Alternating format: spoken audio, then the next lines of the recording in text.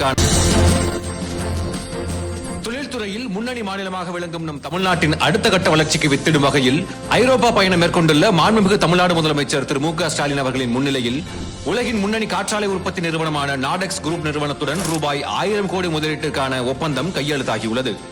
இம்முதலீட்டின் மூலம் திருவள்ளூர் மாவட்டத்தில் உள்ள அந்நிறுவனத்தின் காற்றாலை உற்பத்தி நிலையத்தை விரிவுபடுத்தி 2500 நபர்களுக்கு புதிய வேலைவாய்ப்புகள் உருவாக்கப்படும். ஜெர்மனியைச் சேர்ந்த மின் மோட்டார் மற்றும் மின்விசிறி தயாரிக்கும் நிறுவனமான EBM ஃபாஸ்ட் நிறுவனத்திற்கும் தமிழ்நாடு அரசிற்கும் இடையே ரூபாய் 201 கோடி முதலீட்டு ஒப்பந்தம் கையெழுத்தானது. இதன் மூலம் சென்னையில் உள்ள அந்நிறுவனத்தின் குளோபல் கெபாசிட்டி சென்டர், மேலும் காஞ்சிபுரம் மற்றும் திருவள்ளூர் மாவட்டங்களில் உள்ள அதன் உற்பத்தி நிலையங்களையும் விரிவுபடுத்தி 250 நபர்களுக்கான புதிய வேலைவாய்ப்புகள் உருவாக்கப்படும்.